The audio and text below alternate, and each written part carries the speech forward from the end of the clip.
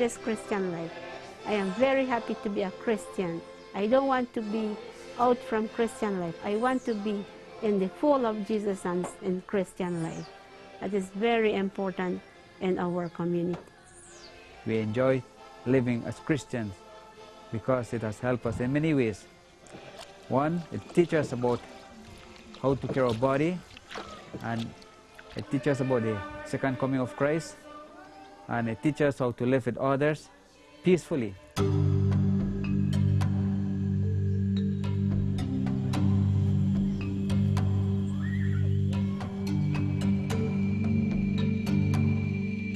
Deep in the South American rainforests of the country of Guyana, in regions so remote that they are accessible only by canoe or bush planes, visitors may be surprised to discover whole villages of Amur Indians who have discovered the joy of living the Christian life.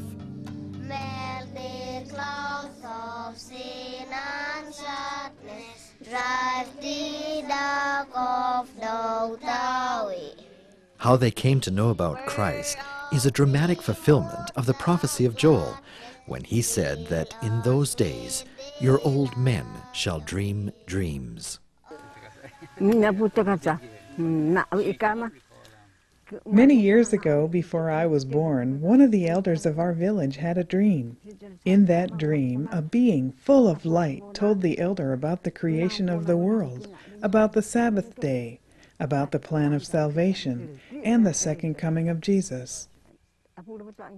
You must get ready, the angel said. Very soon a white man will come to your village carrying a black book. He will teach you more about these things.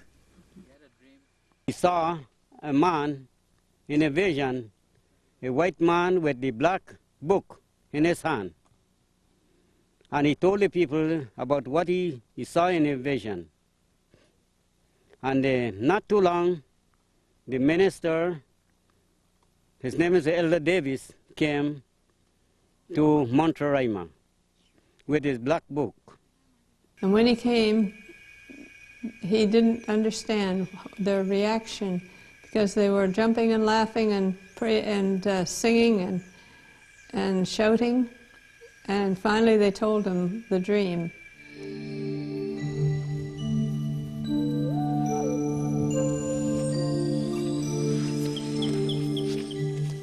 The villagers accepted the teachings of the Black Book and were so happy that Elder Davis had come to teach them that they adopted his name and are now known as the Davis Indians.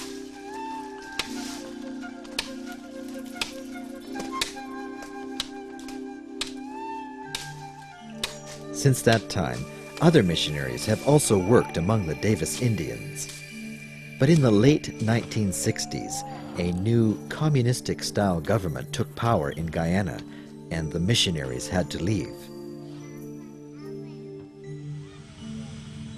Only recently has the way opened up again for the Davis Indians through the ministry of David Gates.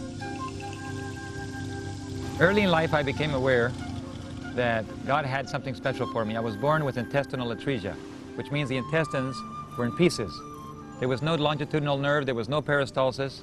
In the first 2 weeks of my life, I was operated on major abdominal surgery 3 times. They were unable to repair it after anastomosing, connecting everything together, taking out half of my stomach. They finally admitted that the surgeon said there is no way this child can live, so prepare for the funeral. My parents, my dad who was in seminary, my mother was a nursing instructor at Emmanuel Missionary College in those days,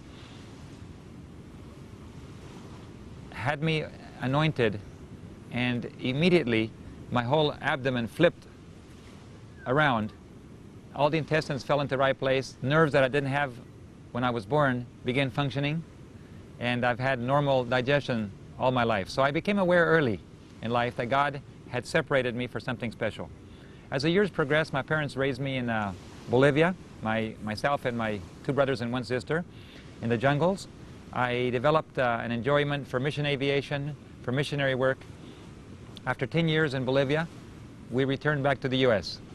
Now, another missionary family that was in Bolivia at the time was the Dirksen family, and the oldest Dirksen girl Becky Dirksen was my favorite friend, and when I was 8 years old, I proposed to her. And she promised to marry me when she got older. 10 years went by, and we met each other again, and she was still holding firm. She'd had 2 other proposals. She said, no, I'm already taken. So the Lord was very good to us, and we went through nursing together. We were married, and after finishing college and my aviation studies, we promptly left to serve in Peru. We served in Peru for 3 or 4 years, then we went to Mexico for some time. We went to the States to study aviation maintenance, back to Peru for 6 years, and then ended up in the Caribbean Union in Trinidad and Tobago as Director of Computer Services for the Caribbean Union and teaching as an assistant professor for Caribbean Union College. I have to admit that that was a preparation job. I believe the Lord was preparing us for a wider service that we're doing today because a lot of my students are now in positions of leadership. I traveled widely throughout the Caribbean Union, visiting administrators, institutions, and developed a series of rapport and confidence with my leaders, which now I am building upon. One of the places I visited quite frequently was Guyana. 2 to 3 times a year I would travel to Guyana, set up the accounting system, help close the books, write software, network their computers for the hospital and the conference office, as I did for all the rest of the union institutions. I took students with me, and we would work together. They would get practical experience as well. On one of those trips, I was invited by the conference administration to accompany them into the interior. I visited the villages of Parima and Kaikan, and I was surprised by what I heard. I found out that these were the Davis Indians I had always heard about, but I didn't know where they were. I had heard about God bringing the message to them via an angel, and how they had obeyed the angel, and how when the mission president at that time, Elder Davis, O.E. Davis, made a trip into the interior, he found them already keeping the Sabbath and a vegetarian diet. They knew about the health message, and that was very impressive to me.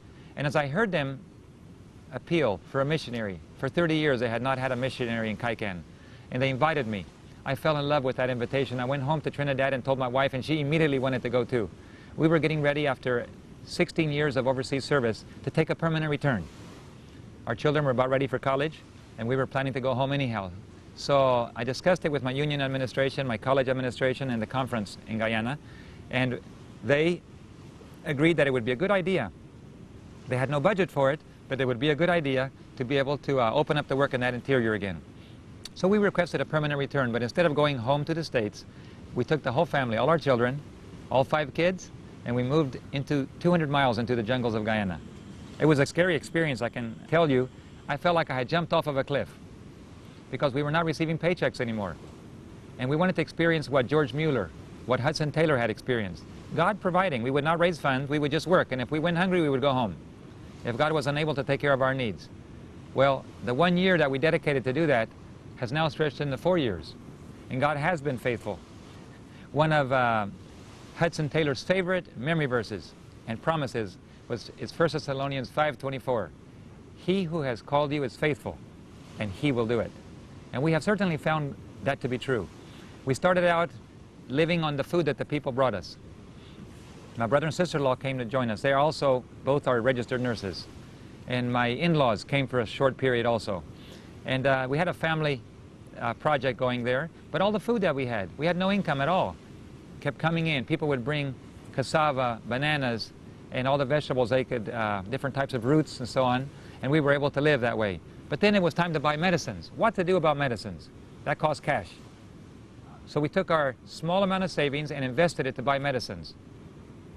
The next month, a visitor came and doubled the amount of money we had spent. They left the money there for us. So the next month, we spent most of that on medicines. And immediately, the following month, it doubled again. And we begin to see a trend here. As we gave, we received. And Desire of Ages, on the chapter, Give Ye Them to Eat, says, in the very act of imparting, we receive. I've come to believe that with all my heart. And so I'm not afraid of spending at all, because in the very act of spending, I know God is already multiplying it to return it. And so we started giving almost everything we received, to the point where it was $200 and $400 and $500 and $1,000 and $2,000, and it keeps going like that. Now it's approximately $10,000 a month that God has provided to keep the projects going.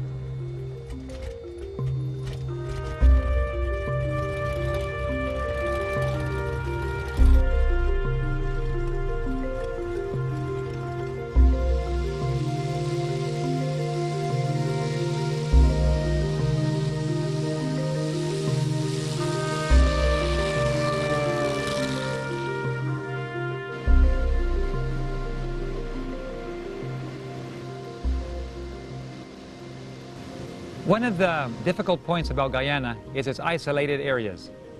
Guyana has very few roads.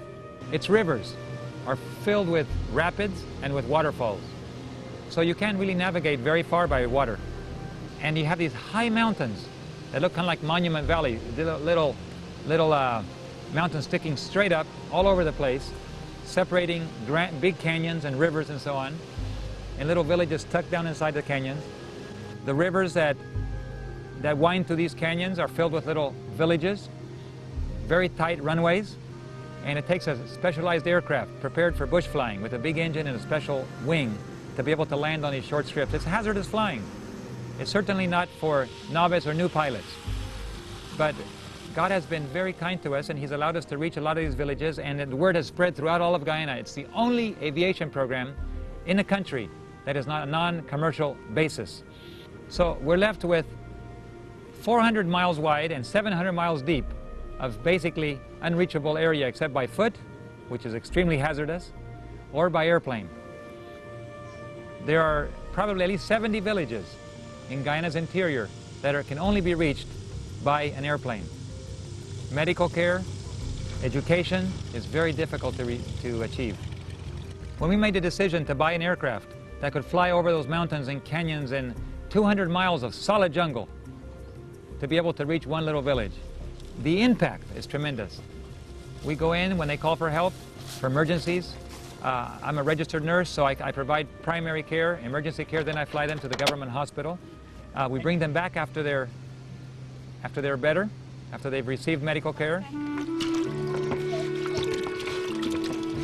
Emelita Thompson lives in Parima with her 6 children. In 1998, she became very ill. The local clinic in the village did not know what was wrong and could not help her.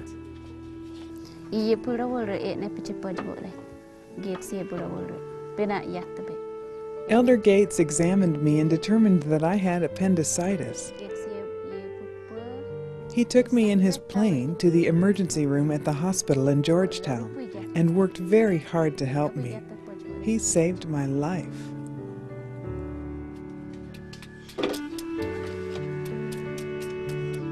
Jesus has done many wonderful things to me, to be alive right now.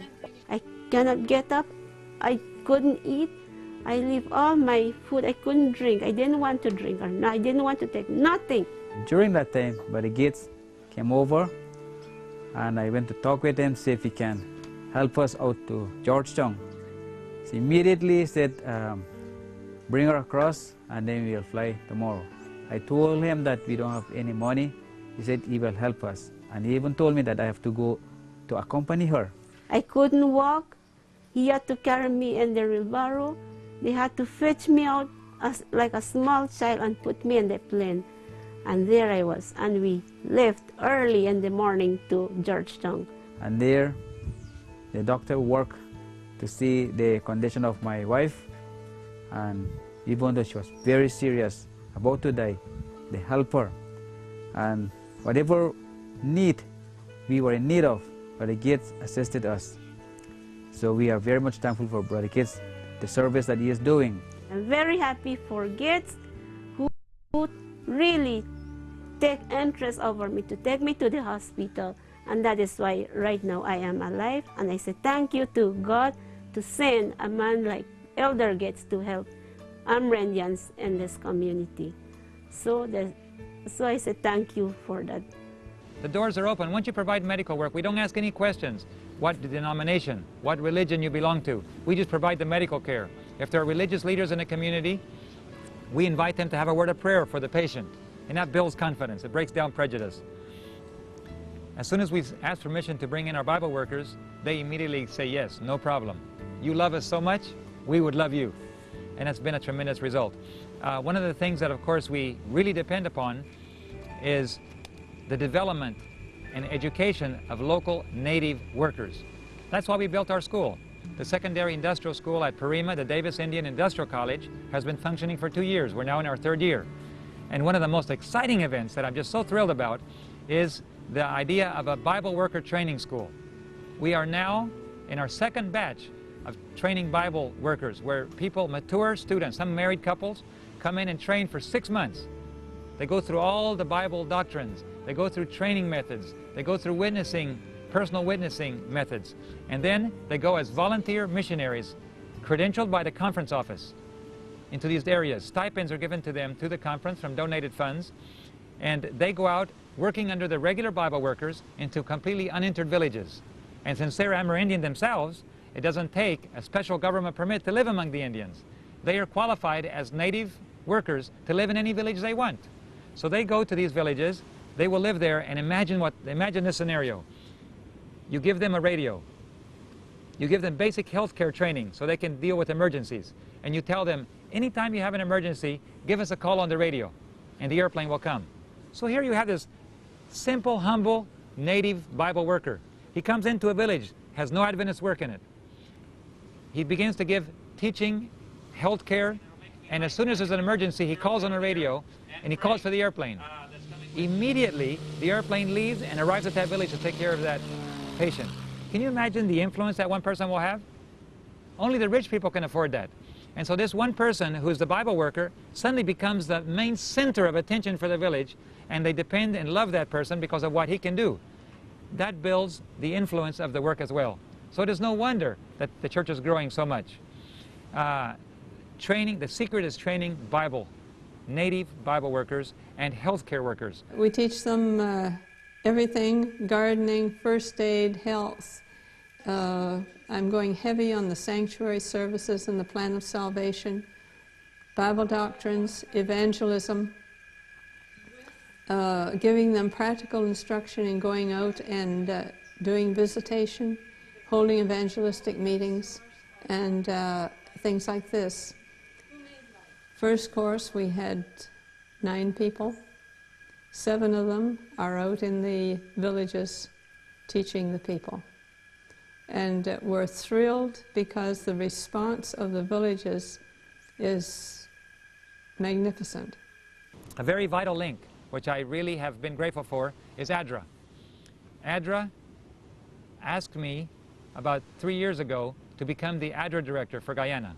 Now, here I was, a volunteer in the interior, receiving no pay, but I was beginning to enjoy the dependence on the Lord. And I was wondering if ADRA would allow me to be a director, even as a volunteer. I'd never seen that. I'd been a denominational employee all my life. My father and my grandfather are ordained ministers. Would the church allow an ADRA director who would not even be a church employee? Well, I presented it to the conference. It went to the union. It went to the division. And at all levels, it was approved. It caught me by surprise, I have to admit. That's not normal. And as I have been working the last 3 years as ADRA director, as a volunteer, I have concentrated on volunteer workers. We have 10 full-time volunteer workers through ADRA, ranging from retired physicians to dentists to engineers to college students. 5:14, if we ask anything according to His will.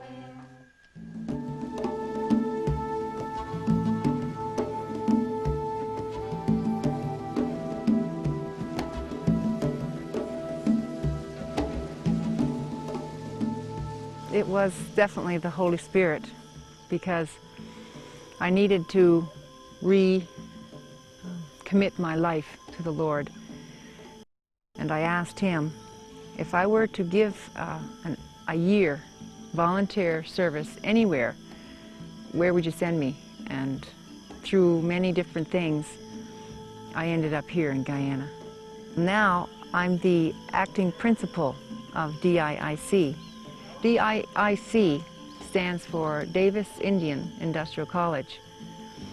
And we are helping the young people in this area who only get a government primary schooling. When they finish their primary, they finish in about a grade 6. So what we're trying to do is breach that gap for those students who want to continue their education in a higher learning institute. So this gives them a chance to keep their mind active and teach them a skill. We work them very hard. They work half day in the morning. We have them working on the farm and around the compound and kitchen duty and cleaning. They're very busy. And then in the afternoon, we're trying to teach them many different subjects. Right now we have missionaries coming from all over, teaching them the simple academics, math, science, English, even some social studies, some languages, religion. We're trying to give them a variety of things and write someday their CXC, which is similar to what we would call a GED, high school diploma, so that they can continue their higher education.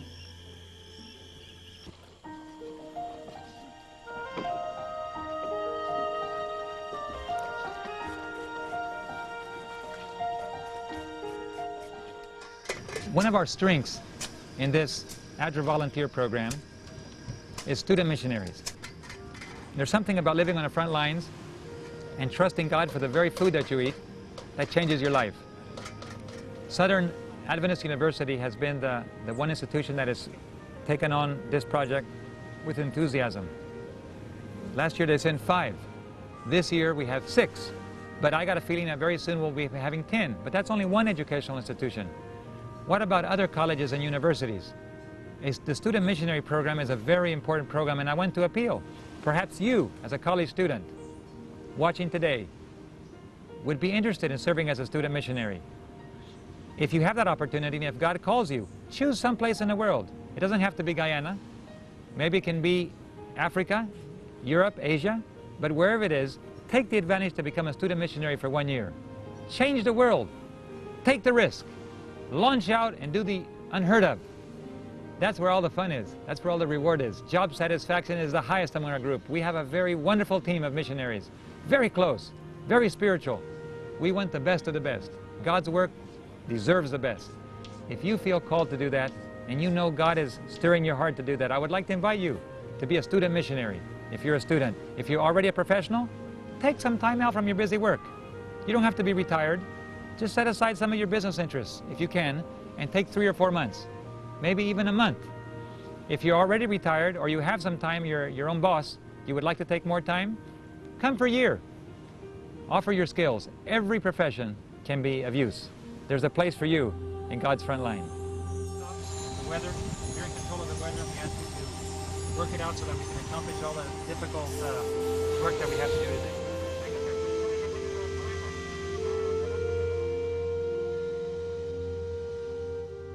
At this very moment, we are working with the purchase of 2 aircraft, far beyond our capability. We're in the process of trying to build 8 TV stations. It is unimaginable the amount of money that will take. I have never managed that kind of money before. But why should I be scared? It's not my project. I can sleep well at night. If God wants to close it down, that's not a problem. But if this is His work, then He Himself will provide the resources. There's people out there that have the money, that are willing to give it. They just want God to touch them on the shoulder. I remember one story of a little lady. She was dying of cancer. And she called her doctor and said, 25 years ago, there used to be a boy that used to cut my lawn. He was a 15-year-old boy, and he cut my lawn every week. His name is David Gates. I don't know where David Gates is. I don't know what he's doing. That was 25 years ago. But if you could find him for me, I feel impressed that before I die, the Lord has told me to find him and give him money. So the doctor took 2 years to try to locate me. He found my father finally, called my father. My father remembered the lady and called her up. And she said, "Where is David?" "He's in Guyana." She said, "I want to give a donation. Before I die, I must give some money to his work." "How much do you want?" My dad said, "I'm sorry, David will never tell you how much he wants." "Well, how am I supposed to write you a check?" "Well, the same God who told you to call David should be the one who tells you how much to write." So she wrote a check out for $10,000 and sent the check. The doctor asked my father, "How much did she give you?" And my dad said $10,000 for the project. Very little. She just gave $1 million to her hospital. And she told my dad, "If the Lord ever tells me to give more, I'll give more, and I don't have a problem giving." Well, she hasn't given to this date anymore, and she's still alive. But what it encourages me is, all God has to do is tap her on the shoulder. And $100,000, $200,000, $500,000, she can write the check. But she's just waiting for God to tell her when. So why should I worry about money? There are people that have the money, they're just willing for God to tell them, give it, and they will. So the issue is not worrying about money. The issue is doing our part to move forward in obedience to God's command, and He will provide. there are probably around 40 or 50 villages just in the one part of Guyana that desperately need to be provided for. All they're asking for is opportunity. They sent in a couple of captains to see me at Kaikan one time. They walked for 7 days just to make an invitation, an appeal. Could you please come and do for us what you're doing here for them? That was 1.5 years ago, almost 2 years. We are taking definite steps, making decisions to be able to provide for that. Here we are in Venezuela right now, and I was handed by the chief captain, representative for this whole region, I was handed a list of villages, about 200 villages on that list, most of which have no runways, have no access. He's appealing, if we put runways in, could you please provide for us? I believe it is God's will that we move forward immediately with an aviation program right here to reach those hundreds of villages. The result will be tremendous. We must move at the golden moment, and when we do, the results will be incredible. Hundreds of villages here, hundreds of villages across the border, all of them waiting for medical care and the gospel to come. I intend to be part of that group that reaches them. Do you think you would like to be? I know the blessing will be tremendous to you, and I make that appeal to you today. Are you willing to be used by God? Don't just read stories about a faith missionary called David Gates. Experience it yourself. God is willing to do that for you too. God bless you.